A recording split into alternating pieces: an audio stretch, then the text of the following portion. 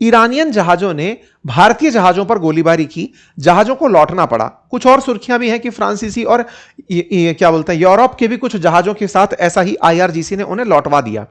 ऐसे में ट्रंप को यह दिखाना था कि नहीं, हम भी हैं, अभी हमारे बिना भी, मतलब ऐसा ना समझे कि साहब ईरान के हाथ में कंट्रोल है।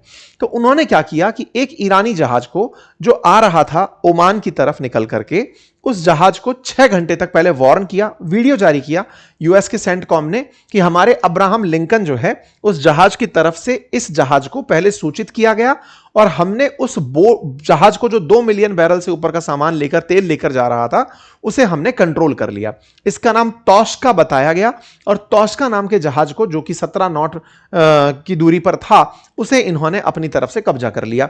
यहां पर आप तस्वीरें देख सकते हैं, इस तरह से स्ट्रेट ऑफ हॉर्मुज से यह जहाज चलता हुआ जा रहा है जिसमें माल लदा हुआ है।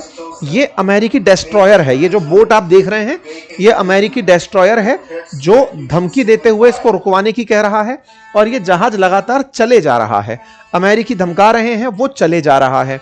इसको बार बार टोक के कहा जा रहा है रुक जाओ रुक जाओ, तो ये जहाज नहीं रुका, तो इन्होंने इस पर फायरिंग कर दी और फायरिंग करके इस जहाज को फिर रुकवाया और रुकवा करके अमेरिकी जो फोर्सेस हैं वो इस जहाज पर डॉक होती हैं, जहाज पर उतरती हैं हेलीकॉप्टर से और हेलीकॉप्टर से उतर करके यहां के पूरे क्रू को अपने कंट्रोल में ले लेती हैं। अमेरिका के जो मरीन कमांडो हैं वो हेलीकॉप्टर से इसका पूरी तरह से नियंत्रण अपने पास लेते हैं और इस पानी के जहाज को लेकर अपने साथ चले जाते हैं कि अब ये अमेरिकी कंट्रोल में रहेगा। बिल्कुल फिल्मी अंदाज में अमेरिका ने इस जहाज को अपने कब्जे में ले लिया।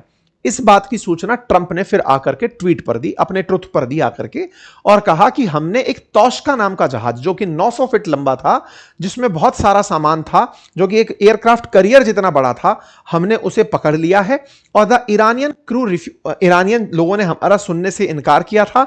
हमने उस जहाज को रुकवाने का प्रयास किया लेकिन वो नहीं रुके, तो हमने अब पूरी तरह से जहाज की कस्टडी ले ली है। हम चेक कर रहे हैं कि इसमें और क्या है, अब ये जहाज हमारे कब्जे में है। इस तरह से ट्रंप ने दुनिया में यह संदेश भिजवाया कि मैंने जहाज पकड़ लिया है। अब बड़ा सवाल कि ईरान से माल भर के जहाज जा रहा था, तो जा कहां रहा था? भारत तो आ नहीं रहा था। चर्चा में है कि वो सामान चाइना जा रहा था। बहुत सी जगह यह जानकारी लिखी गई कि संभवतया इस जहाज में माल चाइना जा रहा था। बार बार अमेरिकी खुफिया एजेंसी यह दावा कर रही हैं कि चाइना ईरान को वेपन्स दे रहा है, सूचनाएं दे रहा है। अमेरिका चाइना को धमका चुका है कि यदि तुम्हारे ट्रेड ईरान से बने रहे और अगर वेपन के ट्रेड बने रहे तो मैं 50% तक टैरिफ लगाऊंगा। इसके बावजूद भी जहाज जा रहा था। एक तरह का बड़ा सवाल है कि क्या चाइना के ट्रेड को अमेरिका इन माध्यमों से रोक रहा है? अब इसके पीछे की कहानी भी आगे चल के डिस्कस करते हैं। जब यूएई ने चाइना की जो करेंसी है युआन, उसमें पेमेंट को लेने की बात कही। अब ये क्या कहानी है वो मैं बताऊंगा। और यूएई क्या है ना, यूएई उन देशों का हिस्सा है जो अमेरिका के पक्षधर हैं, जीसीसी कंट्रीज, मतलब वो देश जो कि अमेरिका के कहे अनुसार पेट्रो डॉलर एग्रीमेंट को मानता आया था, अर्थात तेल का बिक्री डॉलर में करता आया था। मैं इस बीच में एक बार रोककर आपको यह भी बता देता हूं, फिर आगे बढ़ूंगा। पेट्रो डॉलर एक ऐसा एग्रीमेंट अमेरिका ने आज से लगभग 52 साल पहले सऊदी के साथ किया था, कहते हुए कि आप लोगों को तेल दुनिया में बेचना तो है लेकिन उसका पेमेंट डॉलर में लोगे। तो इन्होंने कहा साहब हमारी तो अपनी करेंसी है।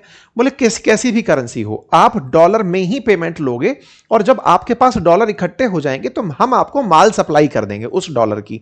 आप उस डॉलर को अमेरिकी इकोनॉमी में खर्च कर सकते हैं, अमेरिकी इकोनॉमी के बॉन्ड्स में लगा सकते हैं, और आपको वेपन की जरूरत होगी या किसी इंफ्रास्ट्रक्चर और निवेश की, तो हम डॉलर से निवेश आपके यहां पर कर देंगे। तो मतलब आप डॉलर आपके पास रहेंगे तो आपको खूब सारा एक्सपोजर मिलेगा, खूब सारा सामान ले पाएंगे। 2024 में अमेरिका और सऊदी के बीच का यह पेट्रो डॉलर एग्रीमेंट खत्म हो गया। सऊदी दुनिया में सबसे ज्यादा तेल प्रोड्यूस करने वाला देश रहा है। ऐसे में पेट्रो डॉलर एग्रीमेंट के खत्म होने के बाद चाइना यह चाह रहा है कि जो इज्जत पहले डॉलर को मिली हुई थी पेट्रोल डीजल खरीदने में या क्रूड खरीदने में, वो चाइना की करेंसी को मिले, यानी कि युआन को मिले। उससे क्या होगा?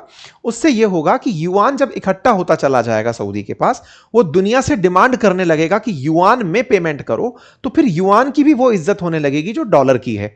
ऐसे में अब यहां पर बड़ा सवाल बनता है कि अमेरिका लगातार इस पूरे की पूरे खाड़ी देशों के समूह को अपनी तरफ से जो प्रेशराइज किया हुआ था, किस बात के लिए? कि तुम लोगों को मैं बेचने लायक नहीं छोड़ूंगा, मुझसे पेट्रो डॉलर एग्रीमेंट वापस से री रिन्यू करो। लेकिन इन देशों ने अब तक इस बात को नहीं माना, और जब से ईरान का कन्फ्लिक्ट हुआ है तो अमेरिका ईरान से इन देशों को बचा भी नहीं पाया। ईरान ने इनका नुकसान पहुंचाया, नंबर एक। नंबर दो, ईरान के नुकसान तो पहुंचाने के साथ साथ अप्रत्यक्ष रूप से ये अपनी सेल भी प्रभावित कर गए। तेल निकल ही नहीं पा रहा स्ट्रेट ऑफ हॉर्मुज से होकर के। अगर तुम्हारा संरक्षण था तो पिछले 1.5 महीने से, अब तो ऑलमोस्ट 2 महीने होने जा रहे हैं, 2 महीने से अमेरिका जैसा पावरफुल देश इन देशों को, जिन्होंने इनके कहने पर पेट्रो डॉलर एग्रीमेंट किया हुआ था, उनके माल को वहां से होकर निकलने में योग्यता नहीं रख पाया। तो इन देशों के अंदर एक नाराजगी है कि हम आपको मानते ही क्यों आए जब आप सुरक्षा नहीं दे पाए। एक काम करते हैं, आपसे बेहतर फिर चाइना है, हम उसको भी ऑप्शन देते हैं कि हम उसका भी पैसा यूज करेंगे। ये फिलहाल के लिए यूएई के कुछ कमेंटेटर्स की टिप्पणी चल रही है कि क्यों ना ऐसा कर दिया जाए। ये एक तरीके से इनडायरेक्टली अमेरिका को धमकाने का प्रयास है कि बेटा तुम्हारे अंदर ताकत नहीं बची कि तुम स्ट्रेट ऑफ हॉर्मुज खुलवा पाओ, हमें अब दूसरे व्यक्ति के पास जाना पड़ेगा। प्यारे साथियों, जहां आप मुझे सुन रहे हैं उसके नीचे एक सब्सक्राइब का बटन दिया हुआ है, जिसे दबाने में कोई खर्च नहीं आता। आपका समय लगता है 2 सेकंड का, लेकिन आपकी ये 2 सेकंड की कीमत हमारे लिए हौसला बनती है। अगर आप इस छोटे से काम को करते हुए आगे बढ़े तो ये हमारे लिए बहुत ही सकारात्मक रहेगा, हमारे हौसले को बढ़ाएगा, हम आप तक और अच्छा काम लेकर पहुंचेंगे, ये और सुनिश्चित करेगा।